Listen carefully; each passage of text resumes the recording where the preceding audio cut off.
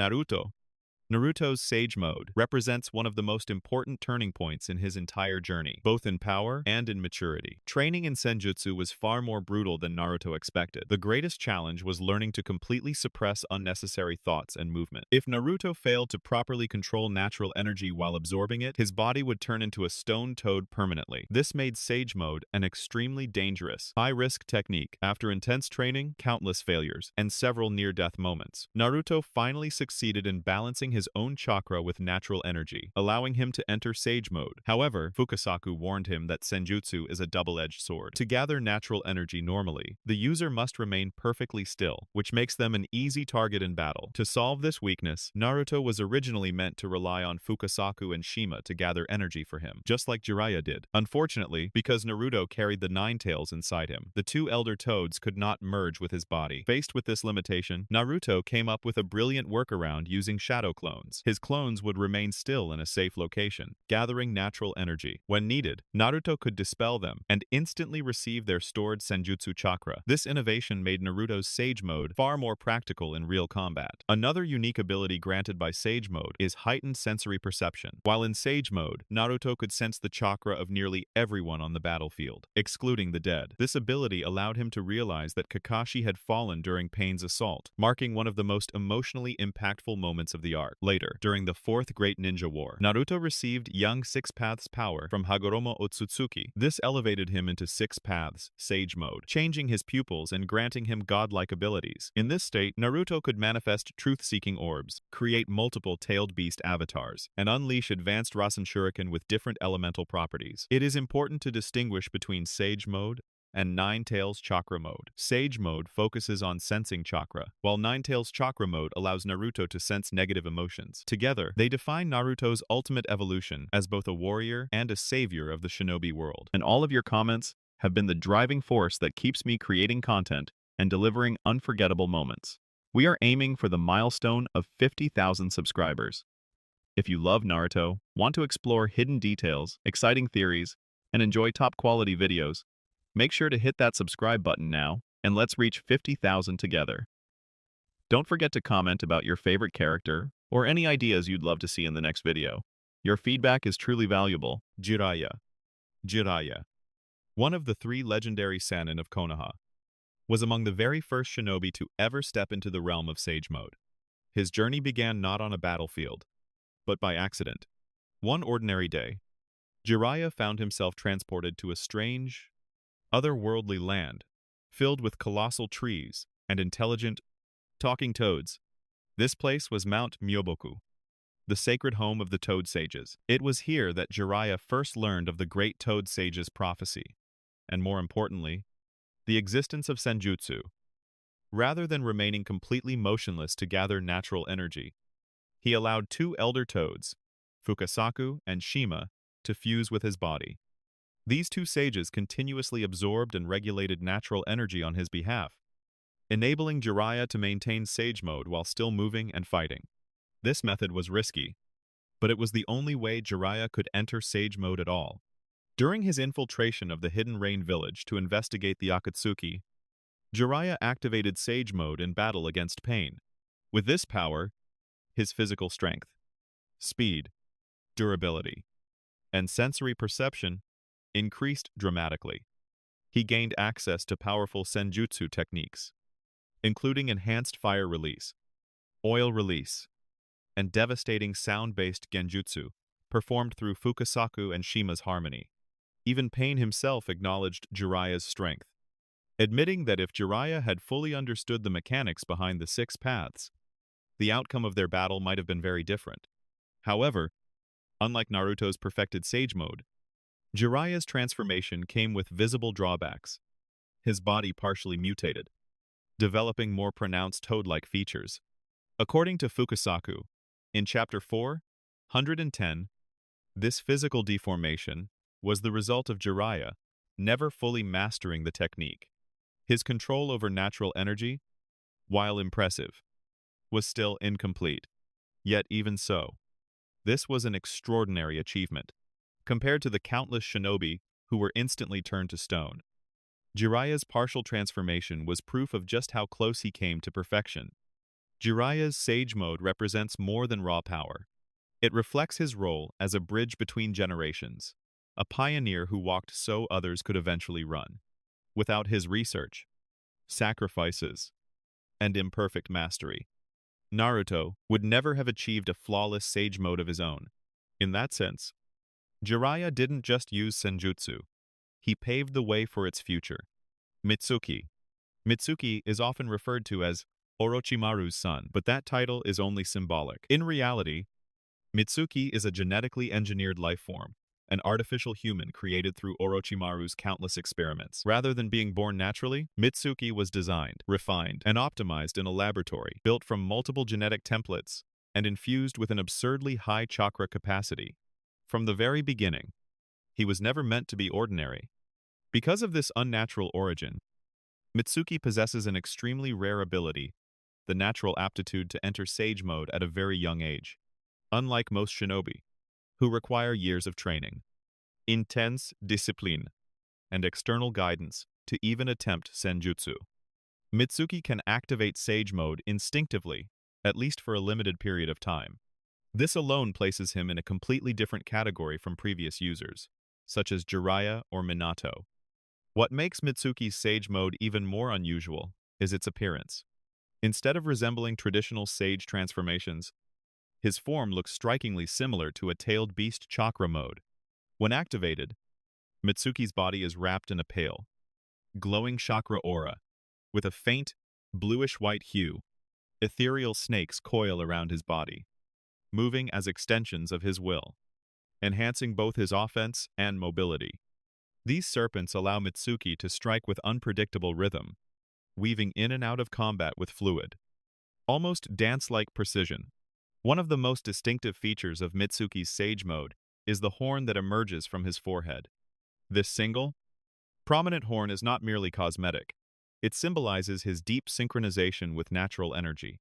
His transformation feels closer to evolution than technique, as if his body was designed from the ground up to withstand the strain of Senjutsu. Unlike Naruto, who had to overcome immense physical and mental challenges to balance natural energy, Mitsuki's body appears pre-adapted for the process. This strongly suggests that Orochimaru intentionally modified Mitsuki at a genetic level to handle Senjutsu safely. Given Orochimaru's long-standing obsession with immortality, evolution, and forbidden knowledge, it is highly likely that he harvested genetic material from Ryuchi Cave snakes and integrated it directly into Mitsuki's DNA. Through this, Mitsuki inherited a biological compatibility with Sage Mode, rather than having to train for it. However, despite his immense potential, Mitsuki's Sage Mode is not without limitations. His body cannot yet sustain the form for long periods without suffering damage. Extended use places severe strain on his physical structure, forcing Mitsuki to deactivate the form before it becomes fatal. This limitation implies that while Mitsuki may have been engineered to reach Sage Mode, his body is still in the process of adapting to its full power. Mitsuki's Sage Mode represents a new era of Senjutsu, one born not from tradition or prophecy, but from science and experimentation. He is proof that Sage power is no longer exclusive to ancient lineages or sacred training grounds. Instead, it has become something that can be recreated, modified, and potentially perfected. And if Mitsuki is only the prototype, then the true implications of Orochimaru's work may reshape the future of the shinobi world entirely. Hashirama Senju. Next up, we have the ultimate flex of Hokage energy, Senju Hashirama in Sage Mode, combined with his legendary wood-release Kekkei Genkai. This combination is precisely why Hashirama was considered completely unbeatable in his era. With Sage Mode, enhancing his already absurd chakra reserves and wood release, granting him near-divine battlefield control, Hashirama existed on a level that few shinobi in history could even comprehend. Even Madara Uchiha, armed with the Nine Tails fully armored in perfect Susanoo, was ultimately overpowered. Hashirama answered that threat by summoning one of the most terrifying techniques ever seen: Sage Art Wood Release. True, several thousand hands. This colossal Buddha statue didn't just clash with Madara, it straight up overwhelmed him, delivering devastating blows that crushed Susanoo and subdued the Nine Tails at the same time. It wasn't a fight, it was a divine judgment. What makes Hashirama's Sage Mode especially unique is that, unlike Jiraiya, he suffers no physical mutation. His body doesn't partially transform, and he doesn't rely on external support. The only visible change is the appearance of intricate facial markings across his face. This alone proves just how perfectly he could balance natural energy. Hashirama didn't just use Senjutsu. He mastered it at a level that required no assistance, no stillness, and no ritual preparation. In fact, Hashirama could continuously absorb natural energy while fighting, something even elite sage users struggle with. This level of control suggests a natural affinity so deep that Sage Mode felt less like a technique and more like his default state when serious. He once acknowledged that the amount of chakra Naruto distributed to the allied shinobi forces during the Fourth Great Ninja War was roughly comparable to his own chakra reserves, a statement that alone speaks volumes about Hashirama's power. While Hashirama didn't rely on flashy taijutsu like Gai's 8 Gates or Naruto's raw physical dominance, his strength lay elsewhere. He unleashed devastating sage-enhanced techniques with surgical precision. His attacks could overpower the Nine Tails, suppress tailed beasts, regenerate his own injuries at extreme speed, and even restrain the Ten Tails itself during the war. Defense, offense, suppression, and recovery. Hashirama excelled in all of it simultaneously. To this day, Hashirama's Sage Mode remains one of Naruto's greatest mysteries. No one knows exactly where or how he learned it. His origins don't clearly tie him to Mount Myoboku, Ryuchi Cave, or Shikotsu Forest. Some fans speculate that his Sage Mode may share similarities with slug-based Senjutsu, based on subtle visual cues in his markings. But if that's true, then his mastery exists on an entirely higher tier. Hashirama Senju wasn't just a Hokage. In Sage Mode, he was a force of nature wearing human skin. Kabuto Yakushi. Taking the 5th spot is a man whose undercover resume is longer than most ninja careers combined. Kabuto Yakushi. After acquiring an enormous reserve of chakra from Orochimaru's remains, Kabuto achieved something few ever could, mastering Sage Mode at Ryuchi Cave under the White Snake Sage. From that moment on, his body began mutating into a serpentine form, marking his transformation into something no longer entirely human. However, Kabuto's evolution came at a cost. By excessively implanting Orochimaru's cells and various genetic modifications, Kabuto began to develop a dangerous level of self-delusion.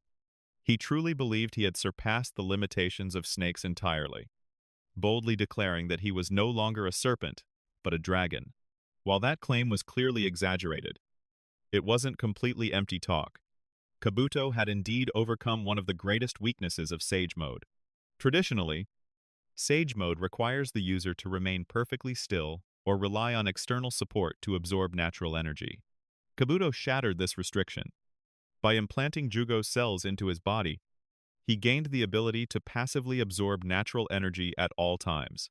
This allowed him to maintain Sage Mode freely, even during intense combat, without meditation, clones, or external assistance. In terms of efficiency and versatility, this alone placed him far above most Sage Mode users. During the Fourth Great Ninja War, Kabuto proved just how terrifying this version of himself was. Facing both Itachi Uchiha and Sasuke Uchiha, each wielding some of the strongest ocular powers in existence, Kabuto was not only able to hold his ground, but actively dominate large portions of the fight.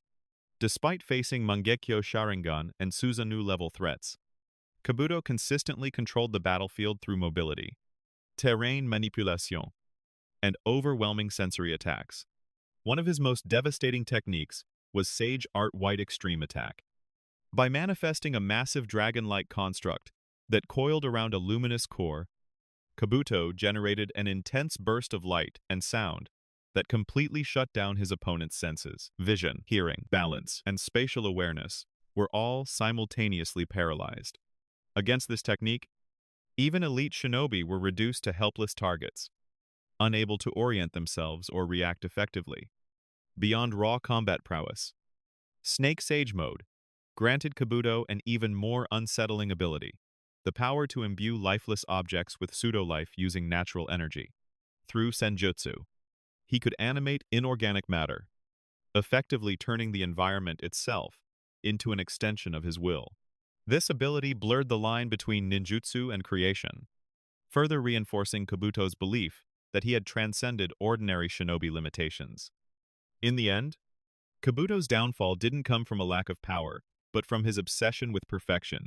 His belief that he had become something greater than human ultimately blinded him to his own flaws. Still, at his peak, Snake Sage Kabuto was undeniably one of the most dangerous figures in Naruto history, a walking fusion of forbidden science, Senjutsu mastery, and unchecked ambition. Hagoromo Otsutsuki. At the penultimate position stands Hagoromo Otsutsuki, the legendary Sage of Six Paths, the first being in history to reach the realm of sagehood at the dawn of the ninja world itself.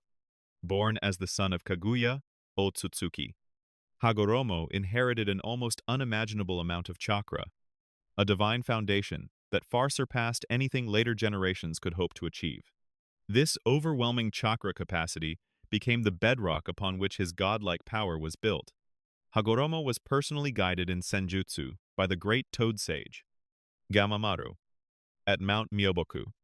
Unlike most shinobi, who require years or even decades to begin sensing natural energy, Hagoromo accomplished this feat in an incredibly short time. He was able to perceive, absorb, and harmonize natural energy with his own chakra, almost instinctively. Even Gamamaru himself was astonished by Hagoromo's natural aptitude. Acknowledging that such talent was something exceedingly rare, perhaps even unique. By combining the Rinnegan with an immense reservoir of natural energy, Hagoromo transcended conventional Senjutsu and entered what would later be known as Six Paths Sage Mode. In this state, he gained complete mastery over yin-yang release, creation of all things, and the ability to manipulate chakra at its most fundamental level. He could manifest and control 10 truth-seeking orbs simultaneously, constructs capable of erasing both physical matter and ninjutsu upon contact. Hagoromo's power was not merely destructive, it was foundational. He was the first Jinchuriki of the Ten Tails, the individual who separated its chakra into the nine-tailed beasts, and the one who introduced ninshu to humanity, a peaceful philosophy that would later be twisted into ninjutsu. In essence, Hagoromo did not simply exist within the ninja world, he defined it. Hagoromo Otsutsuki was not just a sage, he was the origin point, a godlike figure whose shadow stretches across every era of Naruto, reminding us that all power, no matter how great, ultimately traces back to the Sage of Six Paths. Minato, a lot of people, straight up, forget this. But Minato Namikaze was actually very skilled with Sage Mode. He could summon Gamabunta, the big, grumpy boss toad, and he could even stand on his head while doing it.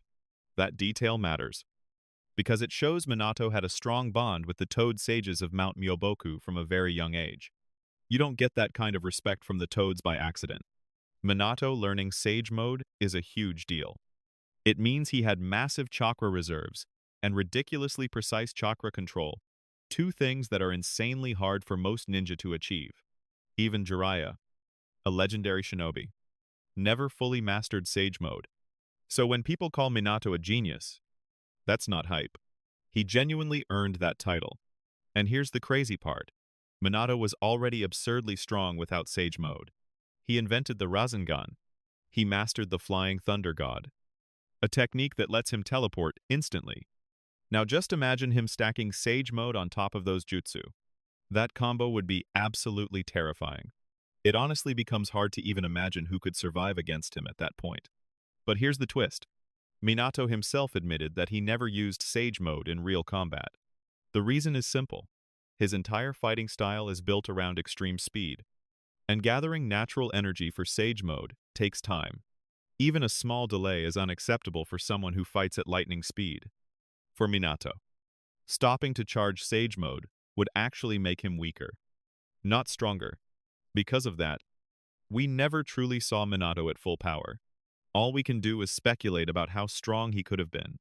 If you want a rough idea, just look at Naruto. Naruto has Sage Mode, insane chakra reserves, and half of Kurama. And Naruto himself straight up said that if Minato were still alive, he'd probably be even stronger than Naruto. Let that sink in. Alright? That's it for today. Thanks for watching, and we'll see you next time.